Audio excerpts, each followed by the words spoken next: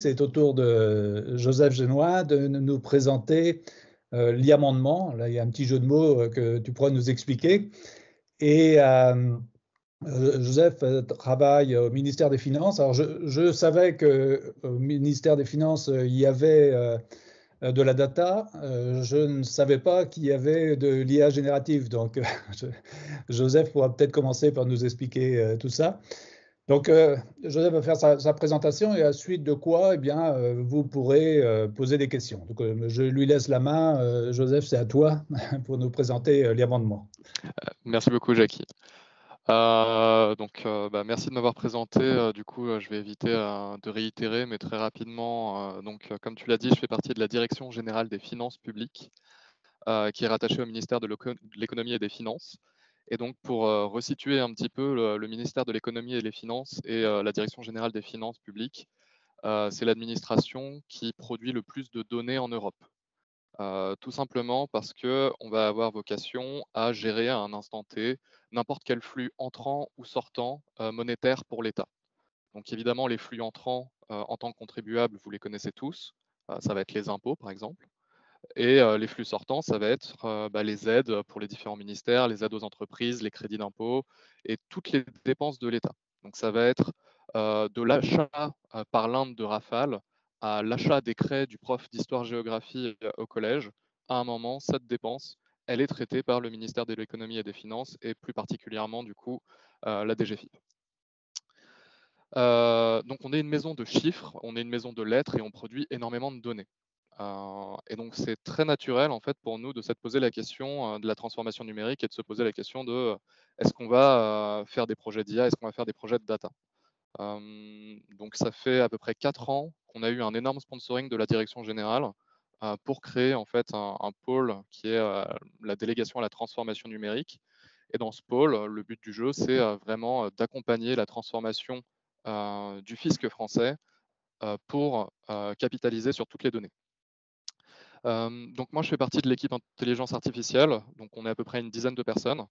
Et l'objectif de notre équipe, il est assez clair, c'est de faire en sorte que le fisc français dispose du savoir-faire et des moyens pour faire de l'IA à l'échelle.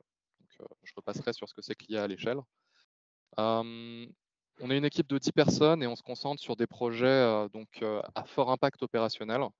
Donc ça va être soit de l'impact chiffrable, qui dit finances publiques, dit évidemment contrôle fiscal, mais on va aussi se concentrer aussi sur des projets plutôt politiques.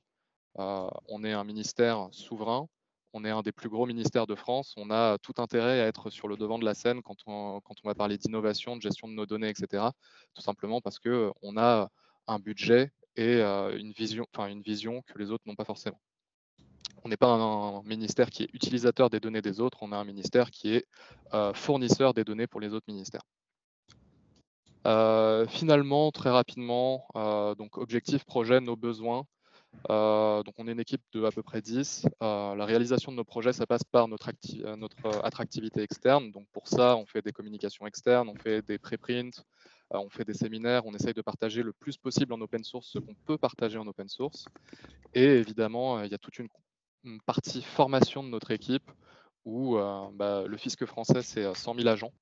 De ces 100 000 agents, il y en a 95 000 qui sont les gens que vous voyez dans votre centre des impôts des particuliers ou des entreprises qui vont répondre à n'importe laquelle de vos interrogations. Et donc ces gens-là, le but du jeu, c'est de les faire monter en compétence sur les sujets IA générative, transformation numérique et voilà. Alors, avant que je parle d'IA générative, j'ai parlé de projets à fort impact. Donc, je vais en lister 3 de projets d'IA qu'on fait à la DGFiP aujourd'hui. Et comme je l'ai dit, ce qui est assez amusant, c'est qu'on génère énormément de données et on génère des données de tout type. Donc, on va générer des données tabulaires, on va générer des données textuelles, et puis on va utiliser et être utilisateur de données images. Donc évidemment, premier projet déployé à l'échelle nationale qu'on a, c'est la valorisation de cessions immobilières. Donc ça va être un pricer immobilier. Le seul petit avantage concurrentiel qu'on a par rapport aux autres acteurs du marché, c'est qu'on a accès à des données que les autres n'ont pas. Donc en fait, on a le meilleur pricer immobilier de France, tout simplement parce qu'on a les données notariales que meilleurs agents, meilleurs taux, etc., n'auront pas. Donc ça, c'est très important pour nous pour deux raisons. La première, c'est que ça nous permet de voir si les gens ont tendance à sous-estimer leurs biens immobiliers dans le cadre de donations ou dans le cadre de la minimisation de l'impôt sur la fortune immobilière. Donc le but du jeu, c'est à un moment de voir qui minimise et de faciliter l'agent qui va contrôler pour dire, bah voilà, regarde, ces gens-là, ils ont tendance à peut-être un petit peu minimiser comparé aux autres biens qui sont similaires, creuse de ce côté-là. Premier cas d'usage, donc détection de fraude, impact opérationnel assez fort. Deuxième cas d'usage, qui va être le projet signaux faibles.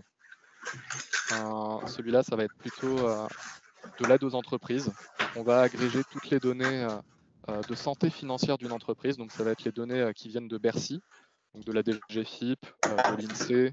Ça va être des données qui viennent du ministère du Travail. On va utiliser des données, par exemple, si elles ont demandé un prêt garanti par l'État.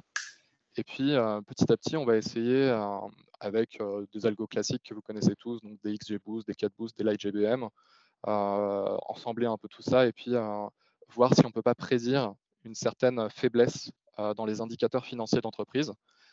Toujours pour la même raison, on a des agents dans le réseau, on leur donne une liste et on leur dit, bah voilà, ces entreprises, elles ont tendance à avoir peut-être un petit peu de signes distinctifs qui font qu'elles vont mettre la clé sous la porte. Peut-être aller les aider, elles, en priorité. Et j'ai gardé le meilleur pour la fin. Jackie, tu disais que tu savais qu'à la DGFiP, il y avait de l'IA. Je pense que l'IA, le projet qui a fait le plus parler de nous, c'est la détection de piscines. Donc c'est dans notre équipe. Donc l'idée, c'est d'utiliser les images aériennes pour détecter en fait les biens qui ne sont pas déclarés au cadastre. Donc on va parcourir la totalité du territoire français avec les bases de données IGN. On va utiliser des algorithmes de vision pour faire de la segmentation. Et puis, on a en fait un jeu de données en interne pour savoir si une piscine est taxable ou non. Et puis, on va le faire inférer sur la totalité du territoire français. On va croiser ça avec le référentiel cadastral. Et puis, s'il y a une différence entre ce que la personne déclare et ce qu'on trouve via une IA, un agent va valider manuellement le fait qu'il y a une incohérence et la personne va recevoir une petite lettre pour lui dire de régulariser sa situation.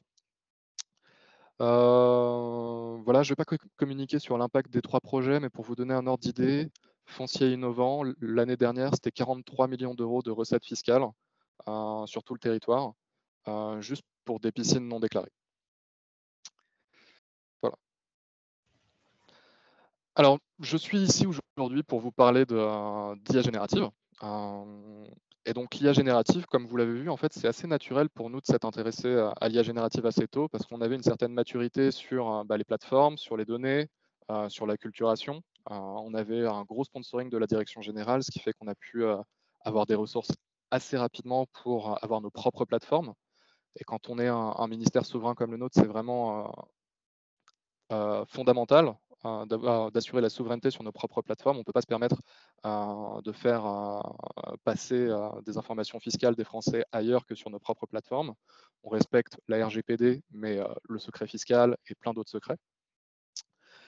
Et donc, très rapidement, depuis, je dirais, juillet 2023, on s'est posé la question de voir où on pouvait apporter de la valeur avec l'IA générative. Le projet qui a extrêmement bien marché et ce pourquoi Jackie m'a contacté aujourd'hui, c'est le projet L'Amendement, qui est l'utilisation de l'IA générative pour faciliter le traitement des amendements parlementaires pour Bercy. Je vais faire une présentation très axée métier. N'hésitez pas à me poser des questions à la fin si ce n'est pas clair. Mais pour vous donner une idée du contexte, à Bercy, on a ce qu'on appelle la direction de la législation fiscale, où on a 200 agents qui sont des experts fiscaux. Ces 200 agents, ils aident le gouvernement à établir la politique fiscale du gouvernement. Qu'est-ce que ça veut dire ? Demain, je suis ministre de l'économie ou je suis ministre du budget, je veux créer des recettes ou je veux transformer les dépenses. Je vais aller voir des experts de la fiscalité pour leur demander en gros comment faire pour me trouver 10 millions d'euros ou 100 millions d'euros. Donc dans ces 200 agents, excusez-moi, vous avez des experts des niches de la fiscalité. Vous avez un expert en fiscalisation des cartes Pokémon. Vous avez un expert en fiscalisation des champignons. Et vous avez, dans ces 200 agents, 11 agents qui font partie de la tour de contrôle, qu'on appelle le bureau A, qui vont servir justement à coordonner ces 200 agents. Donc on a l'expert fiscalité des particuliers des entreprises, et puis on a 11 agents vraiment polyvalents qui sont censés avoir une vision assez globale de la fiscalité et qui vont prendre contact avec ces 200 agents dès qu'il y a un sujet qui est très connexe du travail des 200 agents. Alors, c'est un travail de l'ombre dont on ne parle pas souvent, mais en gros, la politique fiscale du gouvernement et les politiques du gouvernement sont faites, entre guillemets, par l'administration, ou du moins le gouvernement cède des agents de l'administration pour établir la politique. Donc de ces 200 agents, entre juin 2022 et juillet 2023, ils ont dû traiter à peu près 134 propositions et projets de loi à incidence fiscale, 781 propositions fiscales déposées et 1534 amendements attribués. Un amendement, ça peut être tout et n'importe quoi, mais typiquement, je veux changer la fiscalité de l'impôt sur les successions, je veux la passer de X% à Y%, c'est un amendement. Donc ça, c'est le travail de tous les jours. Et vous allez avoir la grosse échéance qui nous impacte tous en tant que citoyens, c'est le projet de loi finances. Le projet de loi finances, qu'est-ce que c'est concrètement? C'est la budgétisation de l'État sur l'année fiscale 2024. Donc, les ministres, le gouvernement et l'administration vont mettre en place une budgétisation de l'État. Donc, pour 2024, il me semble qu'on était à 350 milliards de recettes et un petit peu plus en dépenses. Et le but du jeu, c'est de savoir où allouer cette dépense. Donc, très schématiquement, le Premier ministre établit une feuille de route, les ministres demandent des budgets et en fonction de la partie recettes réalisée par l'État, on établit une partie dépenses. Et donc là, évidemment, on est en démocratie, donc le gouvernement doit soumettre son projet de loi de budgétisation aux parlementaires, Assemblée nationale ou Sénat. Et donc, la démocratie étant ce qu'elle est, et c'est très bien, le projet de loi est amendé, modifié, les gens discutent, les gens essayent de transformer un petit peu les allocations budgétaires en fonction de leur bord politique et puis des tendances. Et donc, c'est le moment le plus dur pour ces gens-là, c'est sur à peu près un mois, 12 000 amendements qui sont déposés, dont à peu près 7 000 amendements qui sont fiscaux. Qu'est-ce que ça veut dire pour ces agents de l'ombre? Pour chaque amendement, je dois préparer une réponse pour mon ministre. Alors nous, côté équipe IA, on s'est posé une question métier assez simple, c'est comment on optimise la préparation du dossier de banc pour le ministre. Et donc, pour vous donner une idée, pour chaque amendement, le ministre va être devant le banc des ministres. Donc vous avez déjà vu ça à l'Assemblée nationale ou au Sénat. Le ministre prend la parole. Et si vous faites un peu attention, le ministre a toujours une petite fiche. Et sur cette petite fiche, il y a tous les éléments de langage qui lui sont fournis par son cabinet et par les agents de Bercy ou de différents ministères quand on parle de différents ministres. Donc, dans notre cas, pour le projet de loi finance, on va parler de Bruno Le Maire, ministre de l'économie, des finances et de la souveraineté industrielle et numérique, et Thomas Cazenave, ministre délégué chargé des comptes publics. Je suis mon bureau de coordination, j'ai 7000 amendements à gérer. Qu'est-ce que je dois faire? Je dois les gérer rapidement. Évidemment, c'est un métier qui a beaucoup de visibilité politique. On ne peut pas se permettre d'avoir un ministre qui n'a pas sa réponse devant les parlementaires. Le ministre qui n'a pas sa réponse devant les parlementaires serait vraiment peu content. On doit assigner les amendements aux services compétents. Donc évidemment, ça va être tout et n'importe quoi, mais je parlais de cartes Pokémon, mais pour le projet de loi finance 2024, on a eu l'amendement des punaises de lit. À qui j'envoie une défiscalisation des punaises de lit pour quelqu'un qui essaye de faire disparaître ces punaises de lit, je n'en sais rien. On a eu l'amendement Miaou qui était en gros stériliser un chat. Donc on essaye de l'envoyer le plus rapidement possible au bureau métier. Mais ça demande une certaine compétence fiscale et connaissance du domaine de la fiscalité et de Bercy pour savoir à qui l'envoyer et comment. Je dois retrouver les amendements similaires. Alors, j'ai pas encore trouvé la très bonne formulation pour le dire, mais comme tout le monde, les parlementaires s'inspirent souvent du travail des autres. Par conséquent, ils ont tendance à resoumettre souvent les mêmes amendements, parfois une année sur l'autre. Donc, je donne un exemple, supprimer l'impôt sur l'héritage ou le majorer, c'est un amendement qu'on a tendance à voir chaque année. Sauf que ce travail, il a déjà été fait. Et donc, pour s'assurer une certaine cohérence dans la réponse, il faut absolument qu'on arrive à réidentifier les réponses qu'on a déjà faites à des amendements qui ont été similaires au sein d'une même lecture, donc au sein d'un même budget, mais au sein de budgets passés également. Et puis, dernière partie, donc un amendement, ça peut faire 3 pages. Le ministre, il n'aura pas le temps de lire l'amendement, son cabinet non plus. Le but du jeu, c'est de le synthétiser en une phrase extrêmement courte, qui soit pertinente, neutre et qui garde vraiment l'information claire de l'amendement pour que, en une lecture, 2 phrases, chacun puisse se saisir de la substance même de l'amendement. Et donc là, il y a la contrainte opérationnelle qui est extrêmement forte, c'est que pour un projet de loi finance, la date limite de dépôt des amendements est généralement un jeudi ou un vendredi soir. Et 24 ou 48 heures après, il y a la réunion interministérielle avec les ministres, les chefs de cabinet des ministres, etc., qui discutent de tous les amendements. Qu'est-ce que ça veut dire? C'est 200 agents, ils ont entre 24 et 48 heures pour répondre à 7000 amendements. Donc, pour la petite histoire, si un jour vous passez devant Bercy et vous voyez des fenêtres allumées, c'est souvent la législation fiscale. Enfin, des lumières allumées, c'est souvent la législation fiscale. Pour vous donner un ordre d'idée de combien d'amendements on a par an, que ce soit pour le projet de loi finance, mais en règle générale, on tourne autour de 40 000, avec 2 choses. Sur les années d'élection présidentielle, très peu d'amendements, et sinon une certaine hausse depuis 2011. Et chaque année, on a à peu près donc 40 000, 80 000, 60 000 amendements. Qu'est-ce que ça veut dire? C'est que aujourd'hui, le débat parlementaire est de plus en plus fort, et c'est tant mieux. Mais on est toujours limité au sein de Bercy vis-à-vis de nos agents. On ne peut pas décupler les agents, et du coup, on a toujours les mêmes contraintes de temps, qui est 3000 amendements ou 7000. On a toujours entre 24 et 48 heures pour envoyer un tableau de position pour la réunion interministérielle. Alors, un amendement, c'est quoi?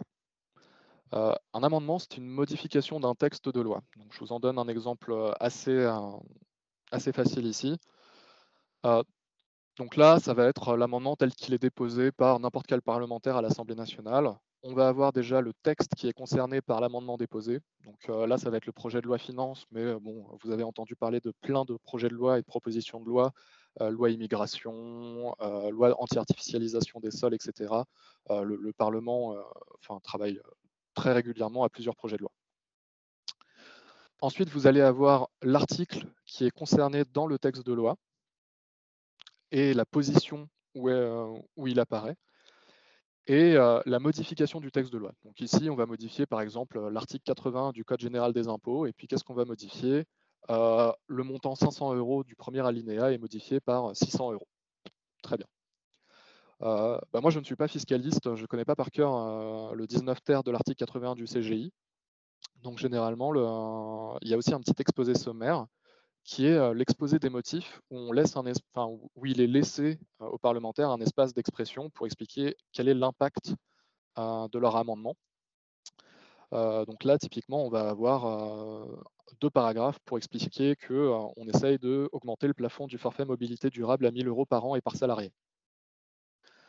Tout l'enjeu pour les 11 personnes qui envoient les amendements aux gens compétents, c'est de savoir à qui l'envoyer et de savoir de quoi traite l'amendement. Et en fait, c'est pas si simple, parce qu'en tant qu'humain et en tant que parlementaire, évidemment, on a des biais, surtout politiques, c'est le but du jeu. Et donc, c'est assez dur de savoir où est-ce que la neutralité dans l'exposé sommaire est, et où est-ce que le message politique véhiculé est. Je vous donne un exemple sur la deuxième partie du paragraphe.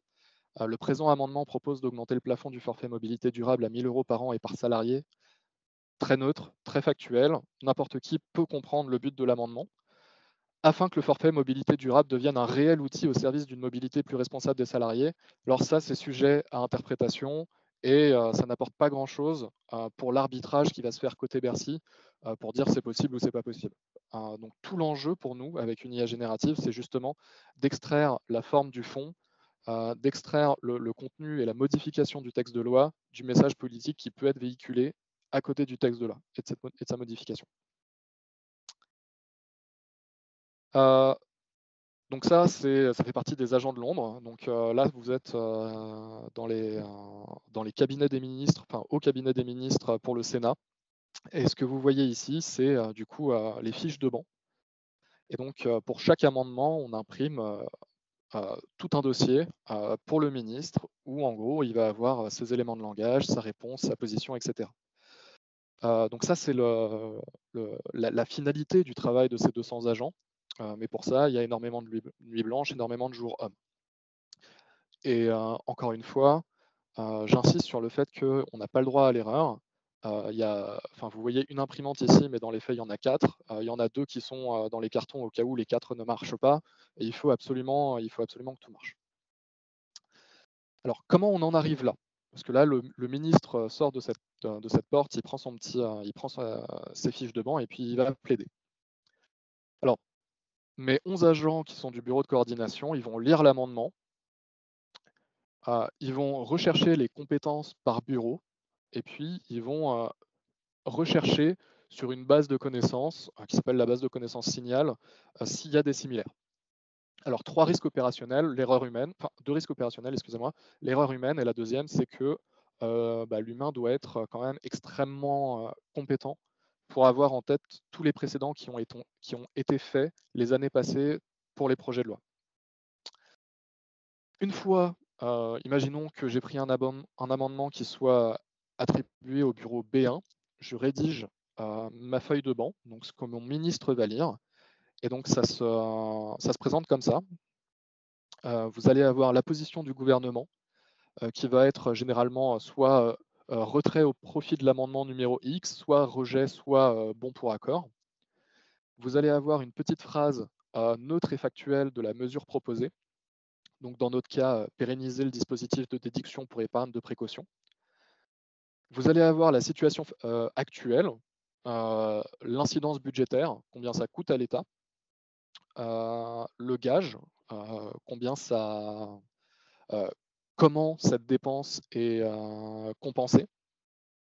Typiquement ici, ça va être la création d'une taxe additionnelle sur les tabacs et l'argumentaire du ministre. Voilà, donc par exemple, on parle de déduction pour épargne de précaution. C'est une dépense fiscale qui a été bornée dans le temps. On ne veut pas la pérenniser sans borne temporelle. Ça peut être difficilement envisagé. Par contre, le gouvernement est plutôt favorable à une prorogation du dispositif. Voilà, donc ça va être l'argumentaire que le ministre lit. Alors, nous, on fait de l'IA générative, mais on ne touche pas au sujet de souveraineté. Je prends un petit peu d'avance, mais vous voyez cette partie résumé de l'argumentaire, argumentaire détaillé, positionnement pour le ministre.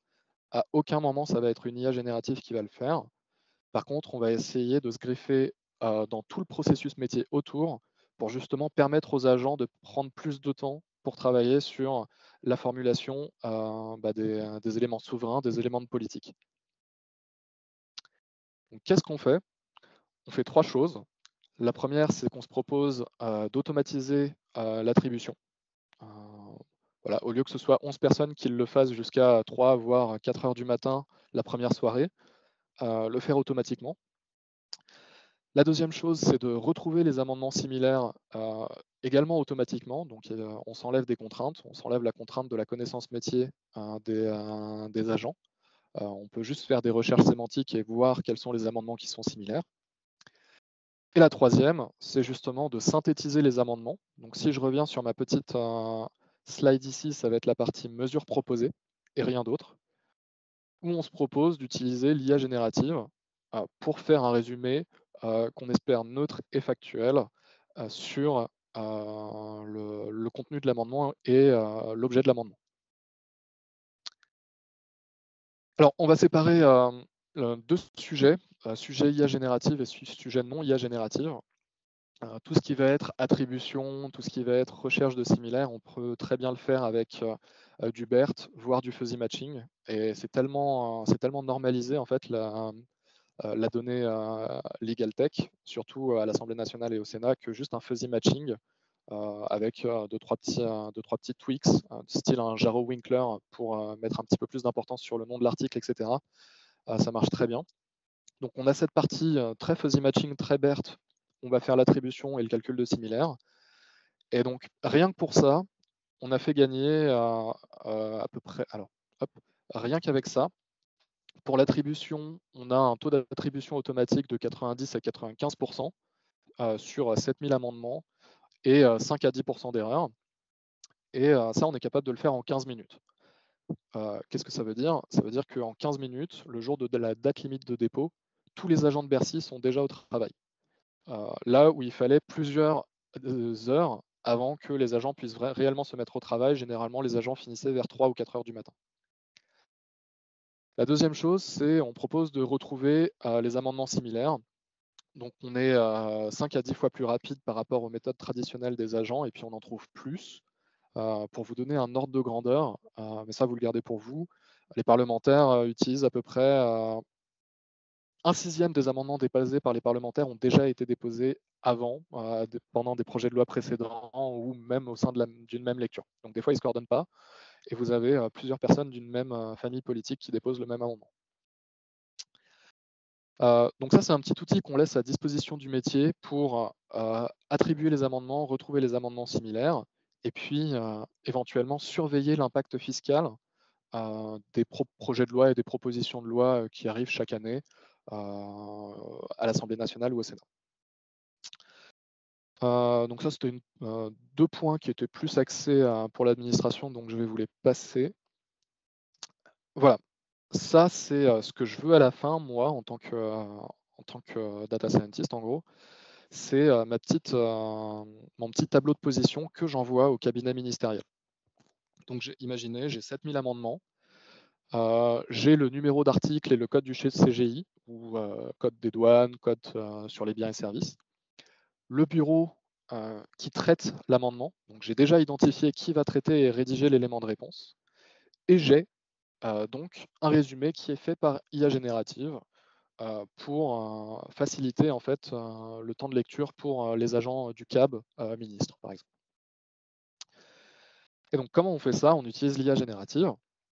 On l'a fait, je dirais, au mois de septembre 2023. Donc on l'a fait avec les moyens du bord à l'époque, c'est-à-dire Llama. Et le but du jeu, c'était de mimiquer au mieux et de s'aligner au mieux, si j'ose dire, avec les attentes du métier. Alors, par où je vais commencer? On a fine-tuné notre Llama, et donc aujourd'hui, si vous devez garder une information, c'est que on a fait noter en double aveugle nos agents pour voir si nos résumés étaient aussi bons que les leurs, sans jamais leur dire lesquels étaient les nôtres, lesquels étaient les leurs, et sans jamais leur dire qu'ils votaient pour les leurs aussi. Donc aujourd'hui, un agent fiscal, un expert fiscal, qui a passé plusieurs années à Bercy à rédiger la politique fiscale du gouvernement, il se note à peu près 16,5 quand il s'agit de noter la qualité d'un résumé fourni pour un amendement. Et on leur a soumis plusieurs méthodes de résumé, donc du zero shot, du few shot, du fine tuning, différentes tailles de modèles, pour voir où était la limite, où est-ce qu'on approchait à peu près la qualité humaine tout en étant dans un espace qui coûte pas trop cher en temps de calcul. Aujourd'hui, nos meilleurs modèles, ils tournent à peu près entre 15,3 et 15,8. À cela près que sur 8 GPU à 100, ça nous prend à peu près 8 minutes pour inférer la totalité d'un projet de loi finance, chose qui était tout simplement inenvisageable avant. Concrètement, qu'est-ce que ça veut dire? Ça veut dire que j'ai fait mes attributions en 15 minutes et j'ai parallélisé mes résumés sur 8 GPU à 100 et 10 minutes après, j'ai la totalité de mes résumés de mes amendements.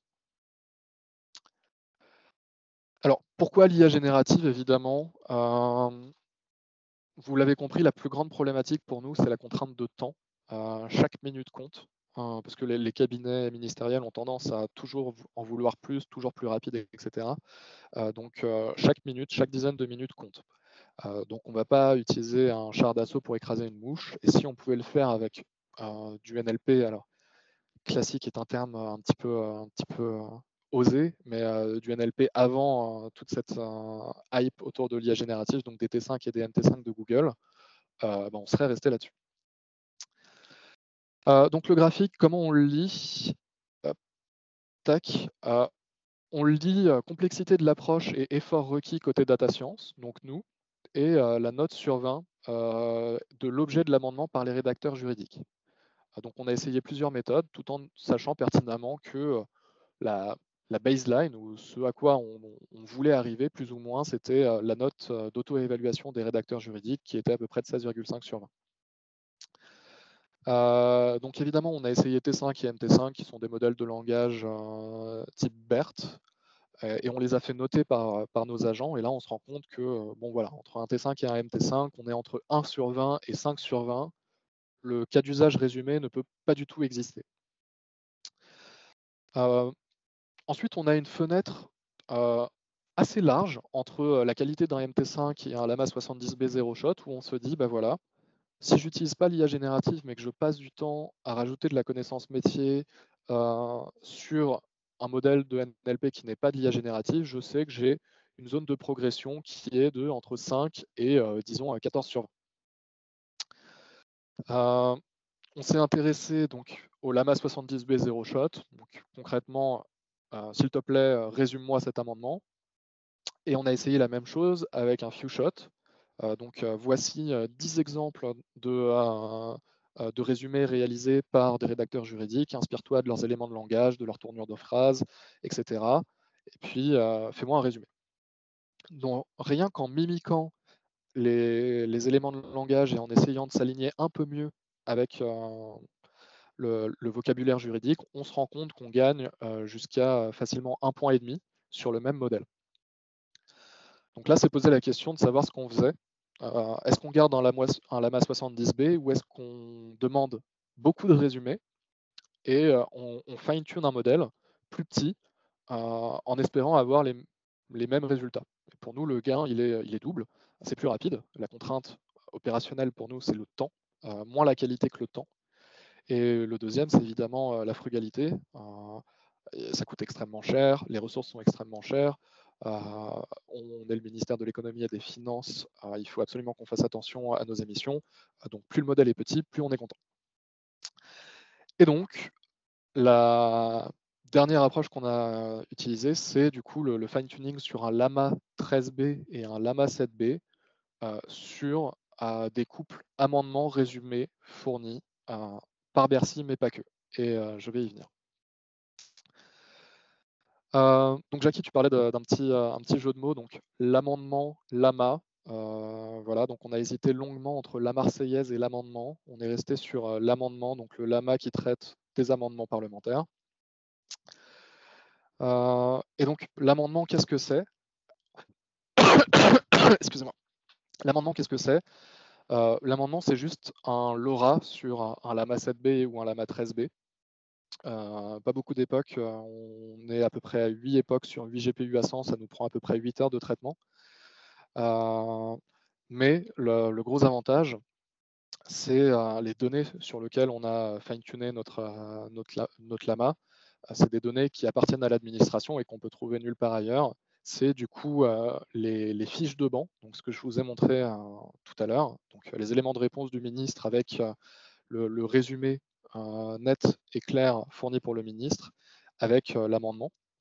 Et donc, on a essayé d'avoir un panel assez représentatif de tous les projets de loi de ministères souverains ou d'actualité pour l'année 2023 de différents ministères. Donc, ministère des Armées, ministère de la Transition écologique, ministère des Finances, évidemment, ministère de la Culture, ministère de la Transformation publique, et des projets de loi qui touchent vraiment tous les domaines de la société pour être le plus divers possible. Donc, industrie verte, projet de loi finance, loi de programmation militaire, anti-artificialisation des sols, accélération nucléaire, les douanes, réguler les médias sociaux, la place des femmes dans la haute fonction publique, l'anti-dumping pour la mer, etc. etc. Donc on lui a montré 12 000 couples d'amendements résumés. Et donc voilà, c'est pour ça que je suis là aujourd'hui, c'est qu'on a décidé que tout ça c'était très bien, mais on ne pouvait pas le garder en interne à Bercy. Dans un premier temps, déjà le partager aux autres administrations, tout simplement parce que le travail a été fait une fois, autant ne pas le faire plusieurs fois. Surtout qu'on s'est inspiré de fiches de banc de plusieurs ministères. Donc le but du jeu, c'était vraiment que tout le monde puisse s'en saisir. Avec notre retour d'expérience, faire de l'IA dans l'administration. Donc le papier avec toutes nos démarches et toutes nos données et tous nos codes sont accessibles en open source. Les poids sont aussi disponibles sur Hugging Face si un jour vous avez envie de le faire tourner. C'est un projet qui est traité par du coup, le fisc français, la direction interministérielle du numérique et les services du Premier ministre, donc à savoir la direction de l'information légale et administrative. Et aujourd'hui, pour vous donner un ordre d'idée, ce sont tous les acteurs au sein de l'administration et puis à l'international. Donc, j'ai eu l'Irlande qui m'a contacté, qui sont intéressés par le projet pour justement traiter plus efficacement les projets de loi dans toute l'administration pour tout projet de loi à l'Assemblée nationale ou au Sénat. Je vois que j'ai 5 minutes. Je vais enchaîner très rapidement sur nos 3-4 autres cas d'usage IA génératif pour vous donner vraiment une vision globale de ce qu'on peut faire. Donc, on a vu les résumés. C'est quelque chose qui est entre guillemets assez facile à faire. Le fine-tuning nous permet vraiment de s'aligner avec les attentes métiers. On a le cas d'usage d'extraction d'informations qui nous intéresse énormément. Donc, à savoir rechercher automatiquement des personnes, des lieux, des organisations. Si vous avez fait plus de quelques années dans le domaine du ML, évidemment, il y a tout ce qui va être du named entity recognition qui marche très très bien. Mais le fait est qu'un R, il faut l'entraîner sur les données qu'on veut. Et nous, parfois, on ne sait pas ce qu'on veut. Potentiellement, on veut des comptes crypto dans des leaks. Potentiellement, on veut quelque chose juste pour tester, mais on n'a pas la base de données pour l'entraîner. Donc, les LLM nous permettent justement de voir si l'extraction d'informations marche. Cas d'usage, les déclarations de succession.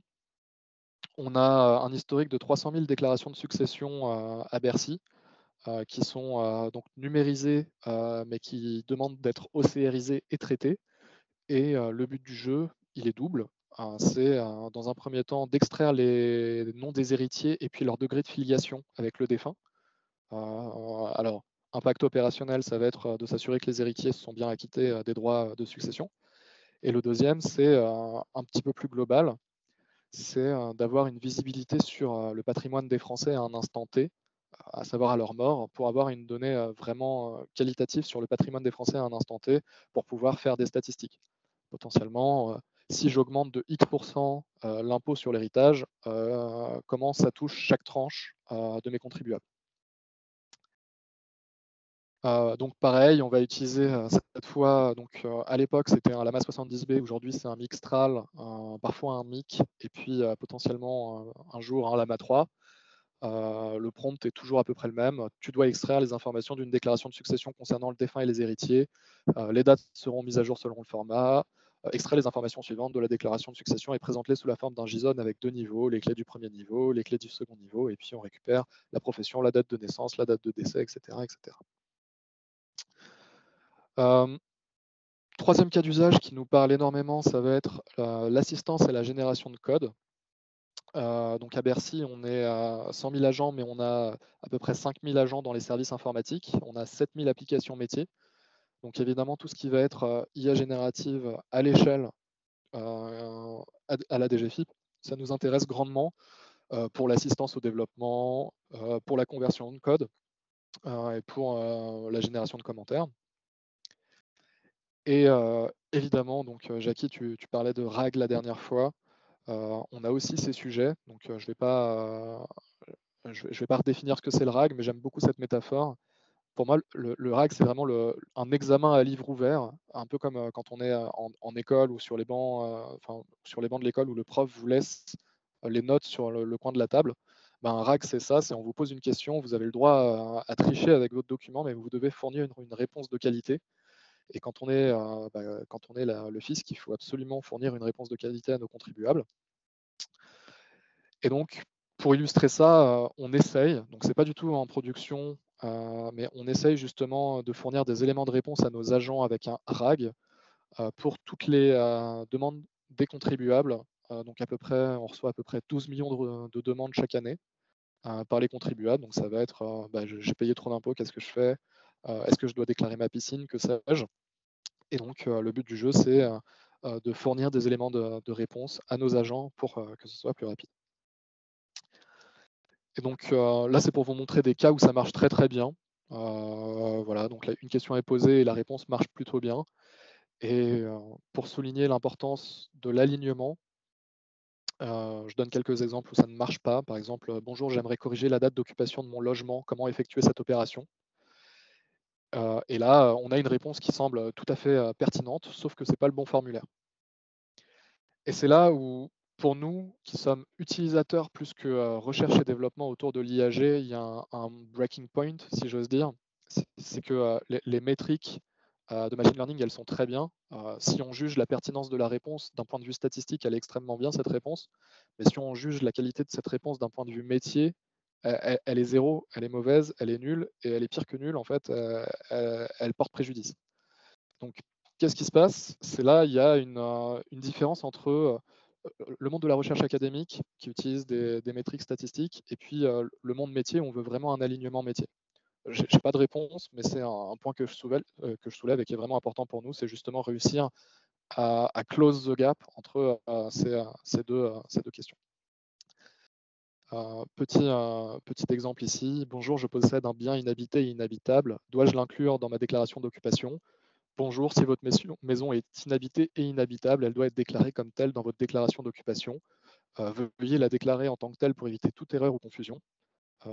Cette phrase me semble tout à fait pertinente, mais le fait est que là, on a une hallucination. Ce n'est pas du tout ce qu'il faut faire si vous avez un bien inhabité et inhabitable. Donc tout ça pour dire une chose, c'est que côté Bercy et côté DGFIP, à chaque fois qu'il y a de l'IA, il y a aussi un humain en bout de chaîne pour vérifier ce qui va se passer, que ce soit pour les piscines, que ce soit pour la détection de fraude, que ce soit pour la rédaction des fiches de banc parlementaires. Il y a toujours un humain à la fin qui va appuyer sur le bouton et qui va vérifier ce qui se passe. Et donc, je conclus cette présentation avec notre matrice d'impact et de faisabilité côté DGFIP, qui sont à peu près les cas d'usage qu'on a testés les 6 premiers mois quand on a reçu nos ressources IA génératives. Donc l'impact métier qu'on y trouve, et puis la facilité de mise en œuvre. Donc typiquement, les résumés automatiques, je pense que toute administration, mais toute entreprise est déjà convaincue par ça. La conversion de code, l'assistance au code, le chatbot expert ERA qui a vraiment une forte valeur ajoutée pour nous. Je le répète, c'est 12 millions de requêtes par an. Et puis, compte rendu automatique de réunion, extraction générale d'informations, anonymisation, extraire des états civils ou fiabiliser des adresses. Voilà.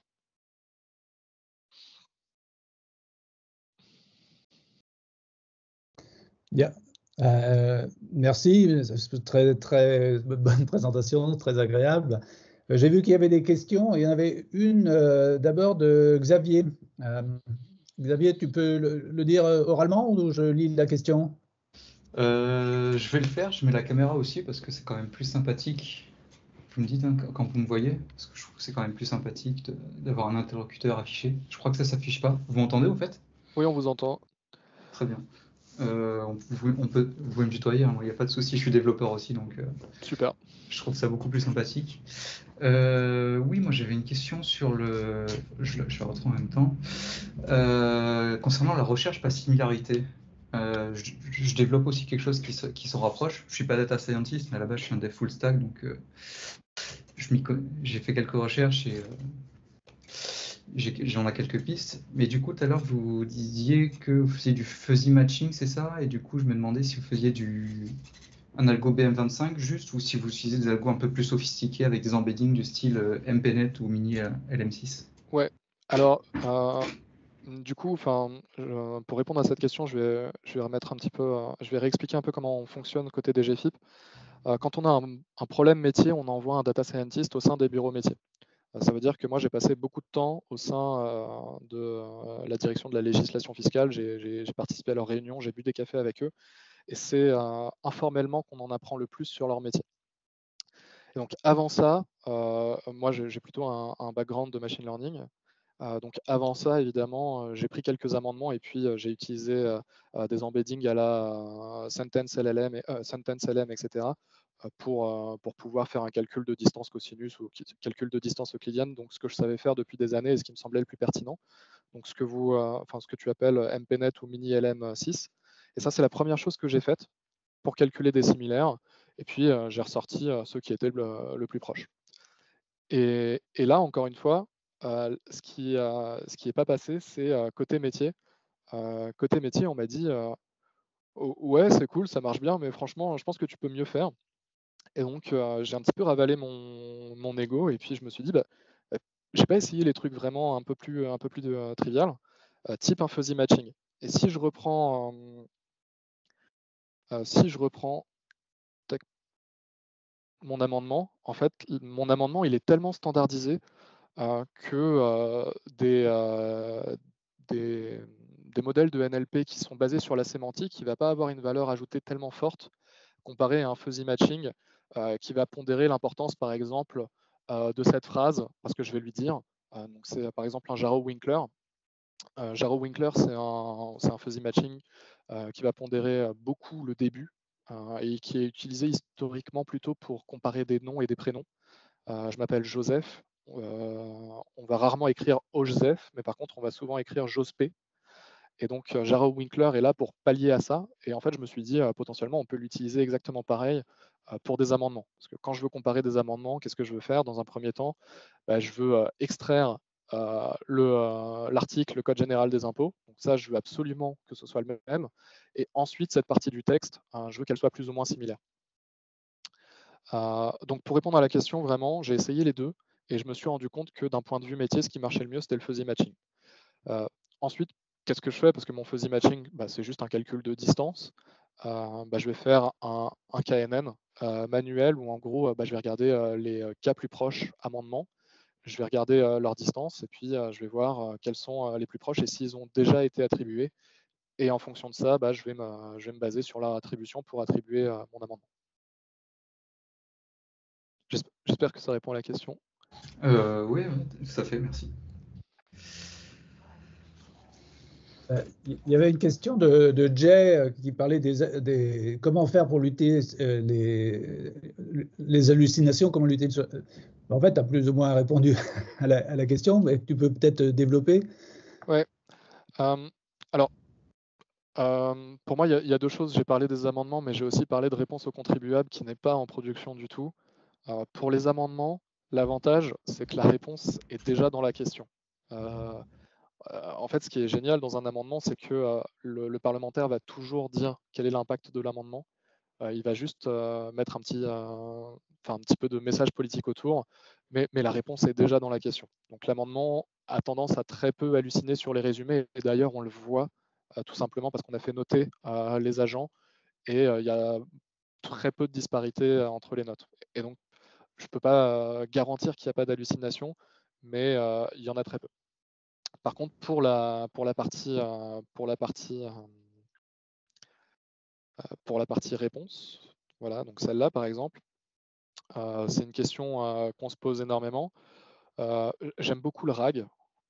J'aime beaucoup le RAG pour une raison, c'est que le RAG il permet au métier de vraiment se projeter dans l'utilisation de l'IA générative. La gouvernance de la base de connaissances, elle n'est pas gérée par un data scientist, elle est gérée par le métier.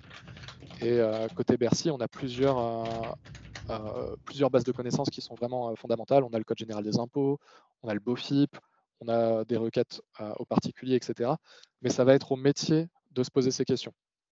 Voilà, donc pas vraiment de réponse établie. Le RAG nous permet évidemment de réduire les hallucinations plus que si on faisait du zéro shot prompting. À voir comment on arrive à faire intégrer dans les processus, parce que c'est ça ce qu'on fait, c'est qu'on fait de la transformation avec l'IA générative. Donc on intègre dans les processus l'IA générative pour les agents à voir comment on fait communiquer les deux. Si ça se trouve, on ne va pas fournir des éléments de réponse complets, mais juste des éléments de langage. Je n'ai pas vraiment de réponse pour l'instant. Laurent, Laurent B, tu as une question?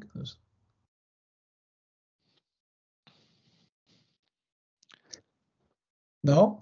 Laurent? Il y avait une question de Laurent B, c'était, je lis la question, avant de pouvoir voter sur ces amendements, les députés et sénateurs bénéficient-ils d'assistants IA eux aussi? Alors c'est en discussion. On est en discussion avec le Sénat et l'Assemblée nationale. Le but du jeu, c'est que si c'est fait une fois, c'est mieux.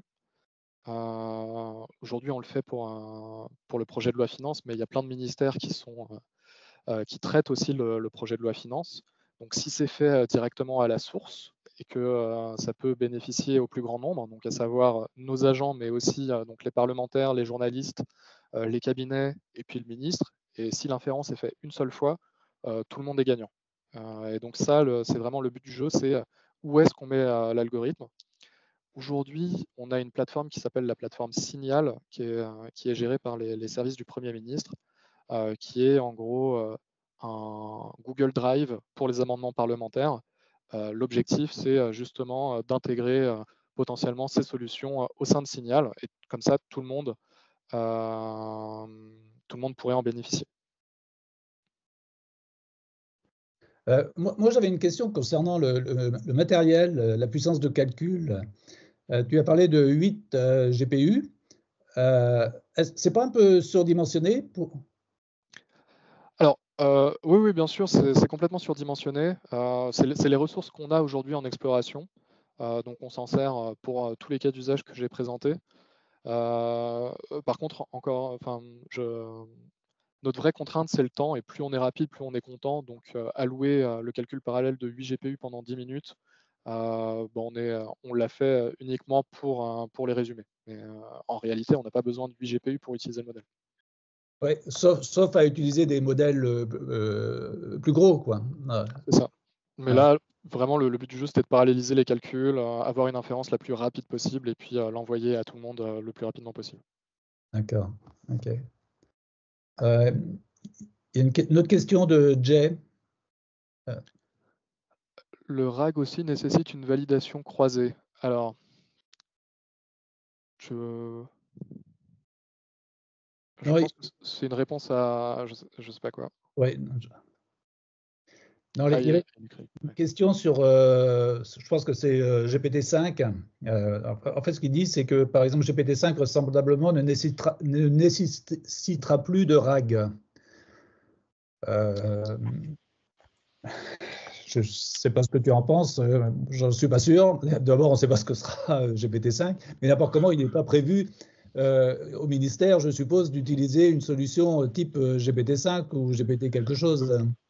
Non, à aucun moment on peut utiliser des solutions qui sont non souveraines. C'est pour ça que le gros enjeu, ça a été d'avoir une plateforme qui est sécurisée chez nous. Donc là, j'ai parlé de cas d'usage où on n'utilise pas forcément de données qui sont très critiques. Mais par exemple, les déclarations de succession, j'ai très peu envie de les envoyer côté OpenAI. Ah oui, même par Azure OpenAI. Ouais. Est-ce qu'il y a d'autres questions? J'ai vu une question qui était: quelles sont vos pistes pour avoir un RAG le plus fiable possible? Alors, bon, je suis désolé, là, la présentation est un petit peu plus... Hop, tac, un petit peu plus...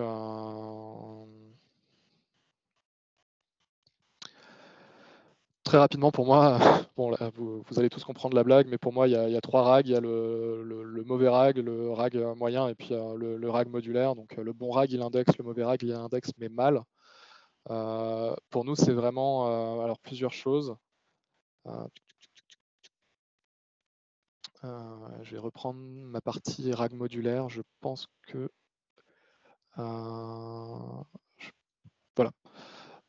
Donc, il y a toujours une partie donc indexation, re-rank, rewrite, etc. Le but du jeu, c'est un petit peu tout ce qui est autour. Pour nous, pour réduire les hallucinations, ce qui va être vraiment important, c'est la fonction de routage. Comme je l'ai dit, on a beaucoup de bases de connaissances qui sont extrêmement pertinentes pour nous. Et ça va être au métier de nous dire quoi utiliser, comment l'utiliser et à quelle fréquence. Mais typiquement, juste une fonction de routage qui va utiliser à la fois le code général des impôts et à la fois les réponses déjà faites pour le contribuable avec un critère de temps, ça va permettre déjà de standardiser nos réponses. Un des gros sujets qu'on a, nous, sur les hallucinations, typiquement, ça va être une modification de la fiscalité. La réponse qu'on a faite il y a 2 ans à un contribuable, elle ne tient plus, même si la question est proche mot pour mot. Donc ça, un routage en fonction du temps, en fonction de la base de connaissances, ça peut être extrêmement important pour nous.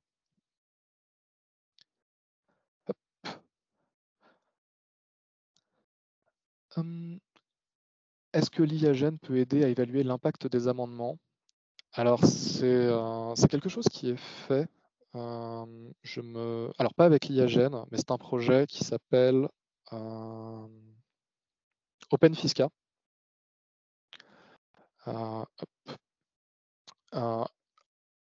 Tac. Et donc, le but du jeu, c'est un projet qui a été primé par plusieurs organisations internationales, donc le CDE, etc. Et le but du jeu, c'est de transformer n'importe quel code législatif en code de loi, en code informatique, excusez-moi. Et donc, potentiellement, ça peut servir à simuler ce à quoi vous avez le droit, ça peut servir à simuler l'impact d'une modification. Et donc, ça ne va pas être de notre côté qu'on va s'intéresser à ça, mais oui, il y a beaucoup de personnes qui s'intéressent à ça. Et typiquement, donc, si vous vous intéressez un petit peu au legal tech, il y a OpenFisca. L'Assemblée nationale a un moteur qui se base sur OpenFisca pour aider les parlementaires à chiffrer le coût d'une modification d'un texte de loi sur certains textes de loi vraiment très amendés, typiquement les tranches d'imposition. Il y a une question d'Edouard. Oui, bonsoir, vous m'entendez? Oui, très bien. Oui, merci pour la présentation. J'ai une question sur votre modèle, en fait. Donc, comme vous avez dit, les amendements ont une forme bien carrée, ce qui est, pour moi, si je réfléchis, si je veux peut-être, par exemple, utiliser votre modèle sur les données que je veux résumer, qui ont peut-être un caractère, je ne sais pas, de documents légaux, qui ne sont pas super carrés, qui sont un peu mal formulés et surtout mal formatés. Est-ce que vous avez une estimation à quel point ça peut affaiblir la performance? Honnêtement, je n'ai pas une estimation directe. Alors, ce que je peux vous montrer, mais alors ça va être un proxy de proxy. Bon, malheureusement, moi, je ne vois rien en fait depuis le début des présentations, donc je ne sais pas. Ah, vous ne voyez pas mon écran? Moi, non, mais c'est peut-être mon problème. Donc, Oui, moi je le vois. Je pense qu'il faut aller dans Skype, dans Afficher. Alors, je vais répondre à votre question par un proxy. C'est qu'on s'est intéressé aux biais de notre modèle et en les comparant avec un lama qui n'est pas fine-tuné. Donc, le but du jeu, c'était de voir si on avait la même distribution de biais qu'un lama qui n'était pas fine-tuné. Et ce qu'on voit, c'est qu'on suit à peu près les mêmes tendances en termes de biais sur les biais de genre, les biais d'ethnicité et les biais politiques. Alors, pourquoi je dis ça? Ça veut dire que si on se rapproche de la distribution d'un lama classique en termes de biais, je pense que vous allez pouvoir le prompter de manière assez classique pour lui dire fais-moi un résumé de texte administratif. Le fait est que, par contre, c'est pas du tout fait pour ça. C'est vraiment uniquement fait pour vous fournir un résumé de l'exposé sommaire d'un amendement. Je peux vous montrer donc, dans le code les données telles qu'on lui a fait montrer. Alors, je ne sais pas si le JSON va bien s'afficher, mais je ne peux pas le télécharger. C'est vraiment un couple amendement résumé. Et par conséquent, tout ce qui va sortir un petit peu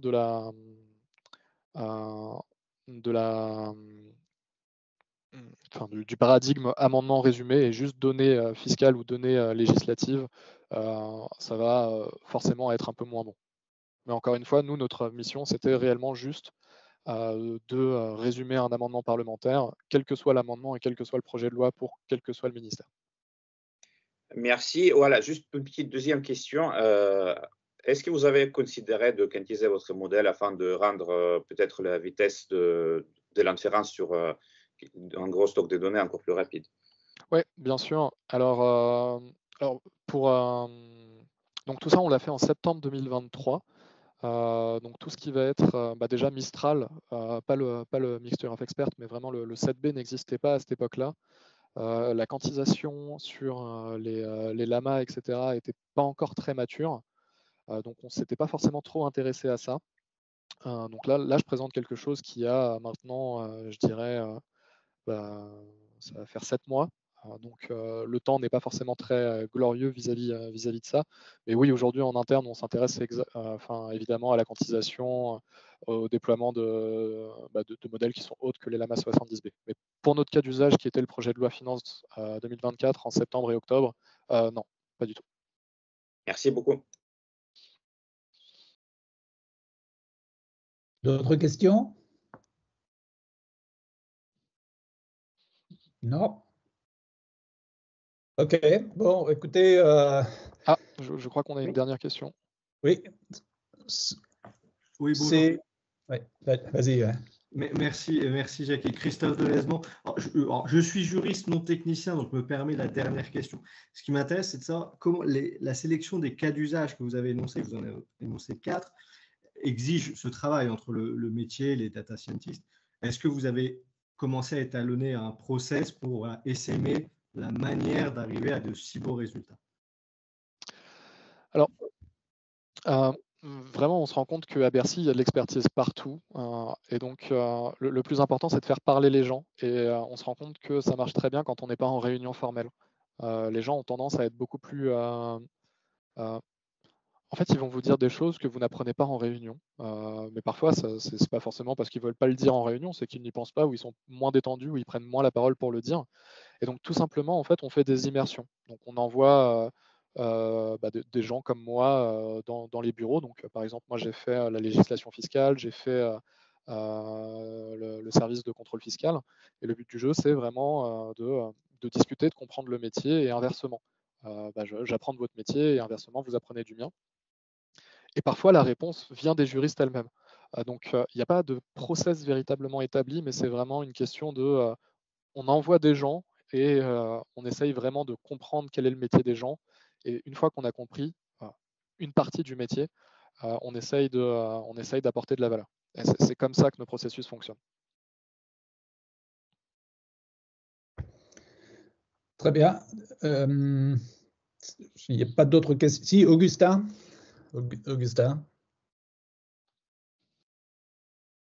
Augustin, levez la main. Non, il a disparu. Bien, dans ces cas-là, ce sera la dernière question. Merci Joseph pour cette très très belle présentation. Merci beaucoup pour l'invitation. La prochaine fois, ce sera encore sur les LLM. Je vous enverrai un mail, enfin, à ceux qui ont participé, je vous informerai de quoi il s'agit. Enfin, c'est déjà prévu, mais j'attends la date. Et je pense que la fois d'après encore, ce sera autour des LLM aussi. Bien. Eh bien, écoutez, merci beaucoup. L'enregistrement sera disponible déjà sur Skype tout de suite, et puis par la suite, un petit peu modifié sur le Meetup et puis via LinkedIn. Merci à tous et à bientôt. Merci Joseph. Merci beaucoup. Merci beaucoup. Bonne fin de journée. Au revoir.